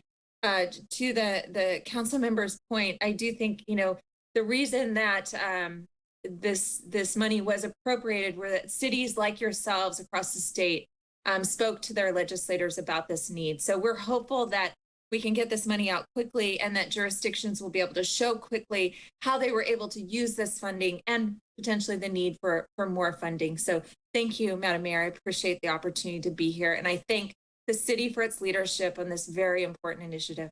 Thanks so much. Thank you. Any other request to speak, Madam Clerk? There is no other request. Okay. We will close the public comment and bring it back to council. Just want to check with my colleagues if there are any other requests to speak. No? Okay. And and thank you, Kara, for being on and providing that important update. As I recall, the League of Cities did approach this issue advocating for either a relief or funding, and I believe the funding came through, and thank the governor for providing that support. This is SB 1383 has been an ongoing process here as far as navigating and working through and understanding what needs to get done. It's good to have everything in front of us and all the research you've done, Paula, and just Garth, the information you provided is very helpful for us to be able to understand the requirements that the cities need to prepare for in order to implement. And we have in the next item an ordinance that we need to move forward to continue being in compliance with the state law. And this is what I've been learning over a period of time with SB 1383. The bill, I think, was passed so that we can make sure that edible food is provided to those who don't have food, so we don't waste food. There's a lot of food waste that happens, and from among those that are currently identified in 2022 and then over in 2024. Serving in the Yola Food Bank, I've been able to witness firsthand really good and healthy, nutritious foods that have been distributed. And it was just very enlightening for me to be able to see during COVID, among those who were struggling to have access to food, to have a Yola Food Bank distributing the food. Back then, at the time, we also had pantries. Prior to that, St. Vincent de Paul and other food lockers. I believe that there was another congregation that provides food distribution. The Mercy Coalition provided food distribution. And so there's just a number of organizations here in West Sacramento that have been contributing, and I appreciate that all of those have been included. And they've been reopening now that it's safe to, just to be able to provide that level of support. For example, Mercy Housing, we are going to have some folks who are going to be moving in. I believe some of them might have moved in. Project Room Key and Home Key, they don't have access to food. They have maybe a certain amount of money in their CalFresh benefit, but I'll say that amount of money doesn't cover a month's worth of food. And so they're gonna rely on resources like this edible food program. Looking at, for example, the Afghan refugees, they don't get any funding right now. So as a food benefit, it's the food banks or the pantries that are going to be providing the resources. And I appreciate that Yola Food Bank has established like food locker hubs throughout the city. And in fact, they also provide a food locker at the school districts. So that could be an area where there could be some access to nutritious food for children so that they don't go hungry at home, because they get, that was one of the other things the legislature accomplished, was to provide a free meal for everybody. It doesn't matter if it is, so it's not income based, because we wanted to make sure that children are getting access to a meal. And so in taking a look at SB 1383 and some of what I perceived as the goals of it, and taking a look at the cost, which I take seriously, that Mayor Pro Tem has identified some of the expenses, and appreciate that the governor now has provided relief to local governments, so that I know it'll be incorporated, that information, once we know. Sometimes it gets premature to put that in the current analysis without the guidance for us to be aware of. So I think as we move forward, we will receive an update on that. And that guidance needs to be analyzed by everybody, Pauline and everybody here, that is going to be taking a look at that. And then how does, what is the allocation amount? And Carol, we may be going back and asking for more money. Sometimes, and that's the other thing in the legislative process. You can get your first round, and we realize it's not enough, because we were still in the process of analyzing this here in West Sacramento, and what are the costs that are going to be impacting local jurisdictions. And I appreciate that you have done a tremendous amount of work working in partnership with the county, so that we can pool our resources together and work collaboratively, with our city and county partners, and also now with our school districts down the road. It's a good template for us to be able to tap and work collaboratively with them in the future. One of the organizations that I've heard that have been helpful in the process on the back end of this is Agromin. And they may be resourceful, because they're currently working in Sacramento County, and they may be resourceful in managing the green material for the city eventually. So I just wanted to put that out there, that I've learned about them in the process. And so yeah, we will be, as Mayor Pro Tem Ledesma referenced, we will be taking a look at the cost and our process for the, taking a look at budget capacity. given that we have this allocation out to local jurisdictions, may alleviate us, and maybe we didn't really take that into consideration the first round in developing the budget capacity. So maybe that might help us in taking a look at it as we consider the budget moving forward. And this would help alleviate just a little bit. And then look forward to continuing the discussion in the future as we move forward in the preparation of this with everybody. And I believe this is to receive a presentation, and we've provided some feedback. So with that, I want to make sure that among all my colleagues, there's not any additional comments or feedback. No? Okay. Well, thank you very much to everybody who prepared this very comprehensive report. Very much appreciated. And do you have any additional comments? Yes, go ahead. I just wanted to thank you all for your comments. It will definitely be taken into consideration. And I'm happy to hear from Kara Morgan about the payment program. We knew that there was funding allocated, but we didn't have any details about that. So I'm looking forward to seeing that in 2 weeks and incorporating that into our analysis. Thank you. Thank you so much. All right. And then next item is under our regular agenda, item number 9, under community development, is consideration of presentation.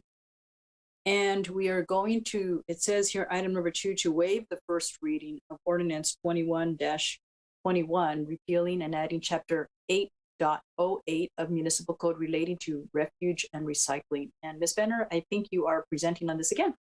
Yes, thank you again. Good evening, Madam Mayor and council members.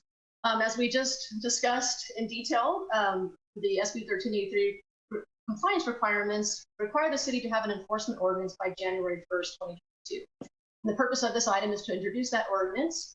And as we noted in this report and the previous presentation, what we're doing is bringing forward an ordinance that provides only that which is required of compliance for SB 1383. We're not moving any of the deadlines forward, or we're planning to issue penalties prior to the January 1st, 2024 deadline. So we're following along with what is required of those regulations. The ordinance also took the opportunity to clean up a lot of housekeeping type changes in the code, changing old terms like refuse to solid waste, including in the title of the code, and adding the specific definitions needed for SB 1383. But really the bulk of the changes are related to the compliance requirements that we detailed in the prior presentation. So this has the details for compliance for our residential or commercial organic waste generators, self-haulers, commercial edible food generators, and those edible food recovery organizations that are located in the city and impacted by these regulations. The code also provides us the provisions for our inspection and investigations program. And the enforcement efforts for that is currently anticipated to be about 296 hours a year for the solid waste program staff for the first 2 years. And then that hourly work will shift to code enforcement in 2024 when we actually start requiring the penalty issuance. Those costs will also be included in the rate analysis that you saw earlier and will be considered in your upcoming utility rate study. At this time, the recommendation again is for the item is a council waive first reading and read by title and number only, ordinance 21-21 related to refuse recycling. I will also add that there was a public comment received on this item via email, and that resident requested stronger enforcement against scavenging and recycling bins. Just want to bring that up. That's essentially the brief presentation I have for you tonight, and I'd be happy to answer any questions you have. Thank you, Ms. Benner. You know, I was looking for that in the list of public comments, and I didn't see it in what was sent to us. But if you think maybe that needs to get done, you can maybe bring it back to us, or unless we would consider amending it now, and you recommend that, I don't know. The meeting clerk had forwarded that comment to me. There already is regulation for scavenging. I believe, don't quote me, I just got the comment right before the meeting, so I didn't have an opportunity to look up, but I believe it's in Public Resources Code, not 100% sure. I have looked it up in the past, and it is something that is enforced by police department. It isn't something that we put in municipal code. Thank you. Thank you for that clarification. All right. I'll ask for any comments from or questions among our council members? No? All right, open it up for public comment. At this time, Madam Clerk, are there any requests to speak? There is no request to speak. Thank you. Close the public comment, bring it back to council. If there are no other comments, I'll accept a motion to approve, and we're again waiving the first reading of ordinance 21-21, repealing and adding chapter 8.08 of municipal code relating to refuse and recycling. So moved. Councilmember Roscoe, I can't hear. Did you say something? No, it was me. Okay. I moved think the motion. All right, and I think Councilmember Orozco seconded. I just see her lips moving. I was sorry. I was expecting our mayor pro tem to move the. No, I think item. we're playing chicken. We were, yeah. So second. Yeah, and do we need city attorney? Do we? Yeah. Do we need to vote on this at this point? Because we're waiving. You do have an action recommended, so Okay. I don't have it up on my screen at the moment, unfortunately. We're waiving the first reading and read by title. Yeah. That's- Yes, I think read by I would go title. ahead and make a motion and The motion second has been made. So okay. Thank you for the clarification. Okay, Councilmember Alcala moved and Councilmember Orozco seconded. So, and I think we're okay to move forward and take a vote on this, correct? City Attorney? Yes. Okay. Madam Clerk, please call the roll. Councilmember Orozco, Aye. Councilmember Alcala, Aye. Mayor Pro Tem Ledesma, Aye. Mayor Guerrero. Aye. And this motion, this item is approved. And thank you, Ms. Banner, for all your hard work on this. This is excellent work. Thank you very much. You're very welcome. My pleasure. Right, next is our city council agenda, sorry, a city council calendar. Good evening, Mayor and Council. No report for me tonight. Okay, thank you. Gosh, I think there was something on the city council calendar that I wanted to bring up that's coming up. Oh, the VFW parade. I look forward to seeing you all out there. It should be exciting and a lot of fun. So thank you all for participating. Great. That'll be next Thursday, the 11th. Yes. All right. City manager's report. He had to leave the meeting early, so no report tonight. Okay. City attorney report. No report tonight. Staff direction from city council members. And future agenda item requests? None? All right, I'll accept a motion to adjourn. So move. Second. All right, Madam Clerk, please call the roll. Councilmember Alcala, Aye. Councilmember Orozco, Aye. Mayor Pro Tem Ledesma, Mayor Guerrero. Aye. Thank you, everybody. Have a good night. Thank you. Recording